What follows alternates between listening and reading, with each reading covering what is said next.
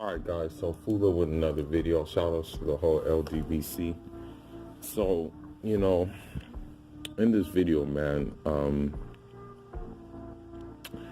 I want to go ahead and pay homage to a real one. Unfortunately, he left the earth 54 years ago by the means of assassination. And this man that we're talking about is Hadj Malik Shabaaz, better known as Malcolm X. Now,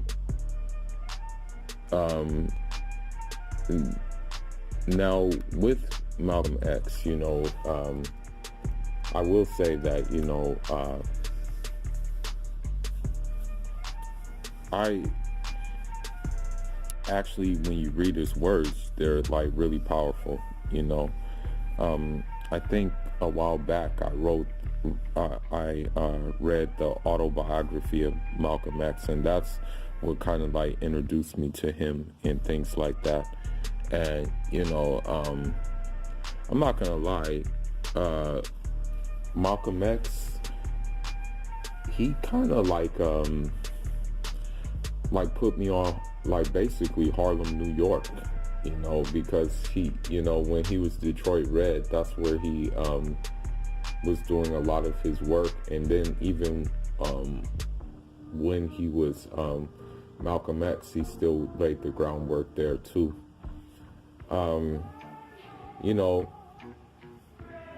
I guess you can say with Malcolm X, that's the story of what can happen, like transformation, because when he was Detroit Red, he did a lot of stuff. He did a lot of dirt. I guess we got to start how he became Detroit Red,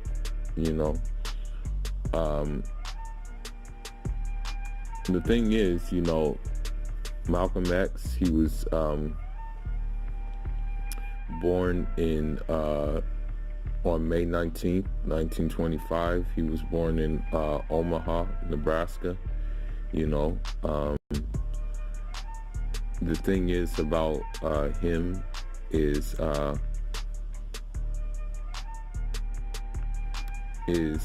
basically I think his dad was like a real his dad was named Earl Little, and he was a very, very staunch supporter of Marcus Garvey, very staunch supporter of him. And his father ended up being assassinated by Ku Klux Klans. They say that he got killed by. They say that he just was accidentally hit on a hit with a car, but we see that his dad was probably murdered by the Klanmen. His mother, Louise Little, she was actually from Grenada. And so I think that's where maybe he got that Grenada strong mentality from, because Grenada has the only luxury of being the only other island in the Caribbean besides Cuba to have like a modern day revolution,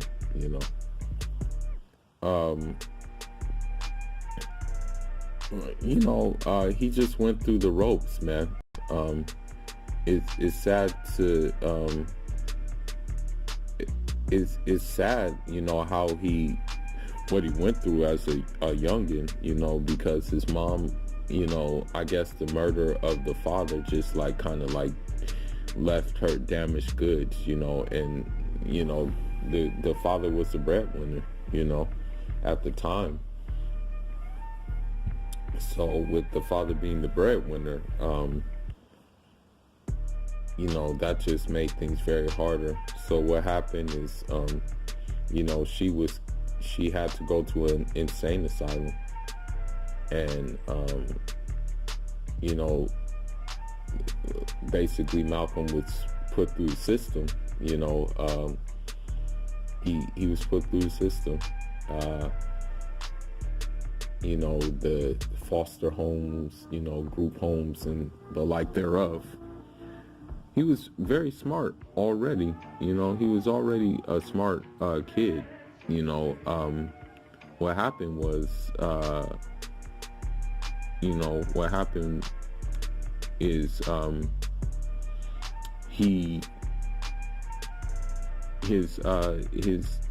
his teacher told him that, you know, I think it was in 8th grade or something like that.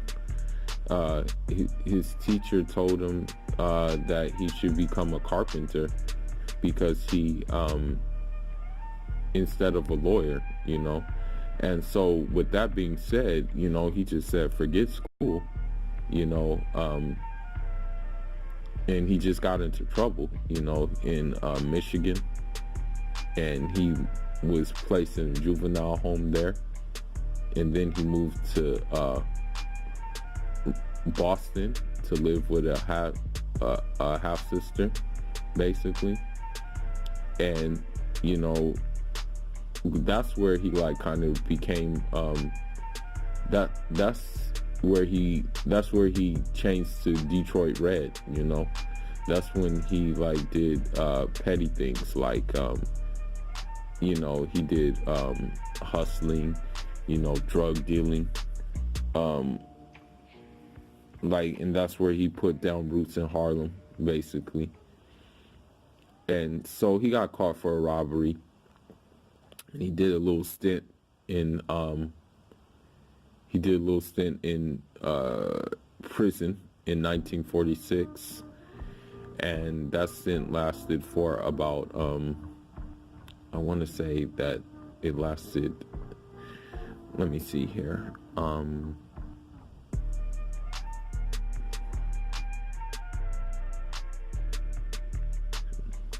it lasted for about, I want to say 6 years or so that he was locked up.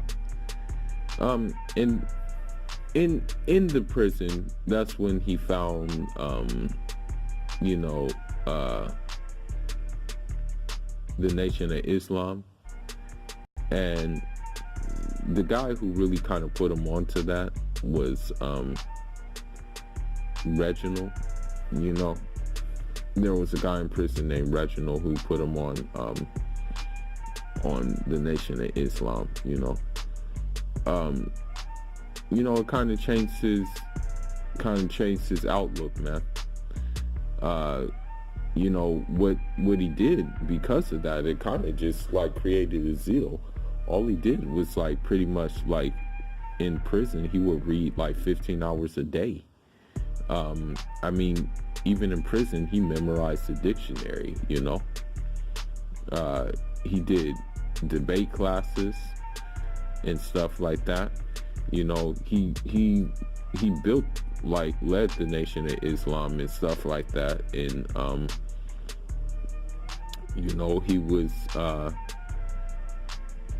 basically like preaching the Nation of Islam's how should I say it, Al-Qaeda. That's the word we use, you know. And their Al-Qaeda involves, like, you know, kind of like savior worship, like, and also you know, supremacy and things of that nature.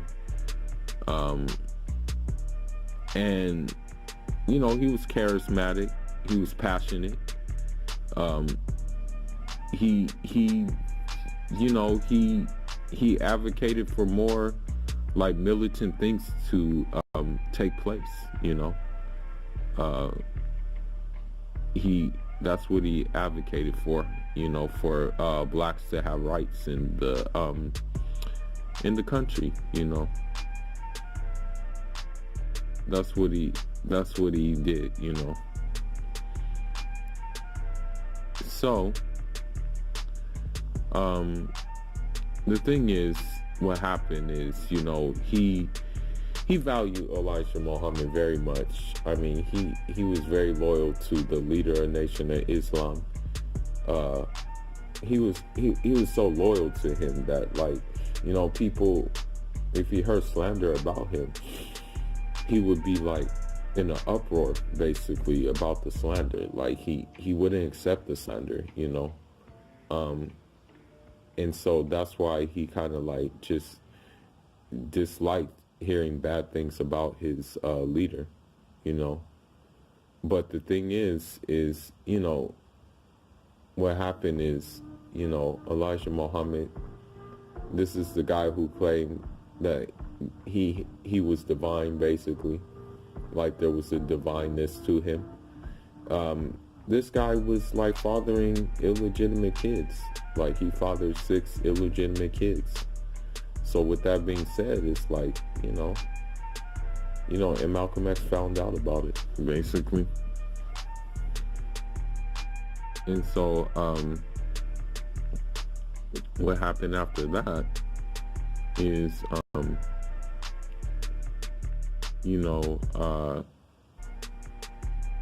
the thing is, the speech that he made kind of about John F. Kennedy, that kind of rubbed them the wrong way too, because he said, talking about the chickens coming home to roost, and that's what happened, and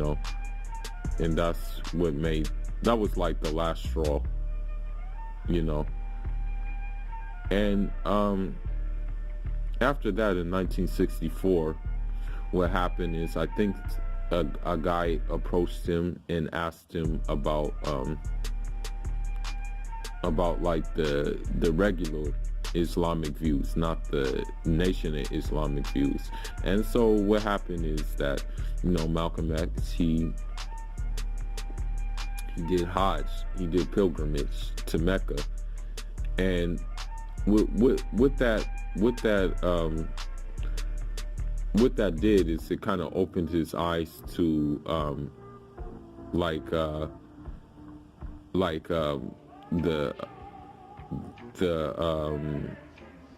the universality of human beings, and it kind of like made him reduce like, I want to say it made him reject the supremacist ideology that he had. In this time, he also went to Africa and stuff like that. And the thing is with this being said, the Nation of Islam didn't take too kindly to this, and so what happened is, I don't know the details of the whole thing, but I will say that during the time that he did do the Hajj, during the time that Malcolm X did do I want to say did travel the world, the CIA, FBI was definitely watching him. And there's one misconception that people have about Malcolm X. People think that, after the Hajj, he wasn't militant. That's completely false. He still was militant. He still advocated for it. He basically said the same thing that he was saying before, just in a milder version of it. He basically said that, the solutions to that black people have to find solutions for themselves, before they can like pretty much like integrate with other people. Like, how are you going to integrate with another people and you haven't even like found solutions to integrate with your own people, and we see this like that just took place with him being assassinated.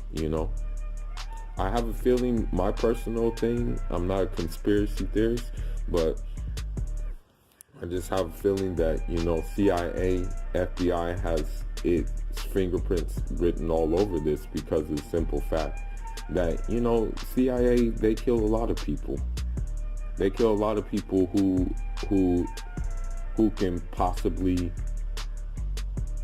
move the people to better things, move the people to a different side of themselves that they didn't think they had. Like, for example, they did it with Maurice Bishop. They did it with Thomas Sankara. They tried to do it with Fidel Castro, but they failed miserably all the time they tried to do it, basically. They did it with Amilcar Cabral. They did it with all these guys, man.